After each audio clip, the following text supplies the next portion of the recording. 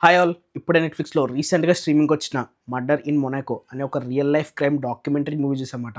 Movie ఎలా ఉందంటే నాకైతే చాలా బాగా నచ్చింది.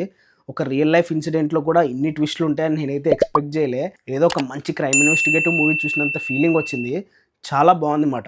అస్సలు మిస్ అవ్వద్దు. Must watch movie. ఇంతకీ ఈ డాక్యుమెంటరీలో మనకి ఏం చూపిస్తారంటే 99లో ఎడ్మండ్ సాఫ్రా అని చెప్పి ఒక బిలియనర్ బ్యాంకర్ ఉండేవాడనమాట. ఈయన ఏంటంటే చాలా రిచెస్ట్ అండ్ ఇన్‌ఫ్లుయెన్షియల్ పర్సన్ అనమాట.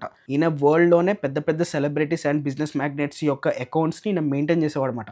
అలాంటి ఈ పర్సన్ ఒకరోజు మొనాకోలో ఆయన సొంత బిల్డింగ్‌లో ఒకరోజు ఫైర్ యాక్సిడెంట్ వల్ల చనిపోయాడనమాట. అందరూ అది స్టార్టింగ్‌లో ఫైర్ యాక్సిడెంట్ అనుకున్నారు. కానీ అదొక యాక్సిడెంట్ కాదు, మర్డర్ అని చెప్పి మనకి ఇన్వెస్టిగేషన్ చేస్తారు. అదైతే సూపర్ ఉందన్నమాట. బేసిక్‌గా పోలీసులకి ఒక ముగ్గురు మీద అనుమానం ఉంది.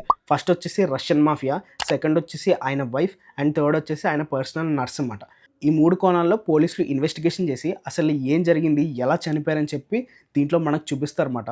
దాంట్లో కొన్ని బుర్ర పాడైపోయే ట్విస్టులు రివీల్ అవుతూ ఉంటే నాకు భలే అనిపించిందన్నమాట. కొన్ని ట్విస్టులు అయితే చాలా అనిపించాయి. మళ్ళీ డాక్యుమెంటరీ కూడా ఏం స్లోగా వెళ్ళదు. చాలా ఫాస్ట్ పేస్డ్‌గా ఉంటది. దాంతో పాటు మనం ఎక్కడైనా కొంచెం తల ఇలా తిప్పి అటు ఇటు కాసేపు చూసామనుకోండి, కొన్ని డీటెయిల్స్ అనేవి ఎగిరిపోతాయన్నమాట. 90% ఆఫ్ ద మూవీ మొత్తం కూడా మనకి కాన్వర్జేషన్‌లో నడుస్తది. అంటే ఒక్కొక్క పర్సన్ యొక్క పర్స్పెక్టివ్ నుంచి మనకు స్టోరీ అనేది చూపిస్తారు.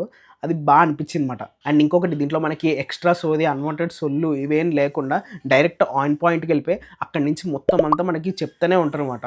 అది చాలా అనిపించింది. ఒక డాక్యుమెంటరీ మూవీకి న్యాయం చేశారన్న ఫీలింగ్ వచ్చిందన్నమాట అది. సరే మరి నెక్స్ట్ వీడియోలో మళ్ళీ కలుద్దాం. అంతవరకు బాయ్.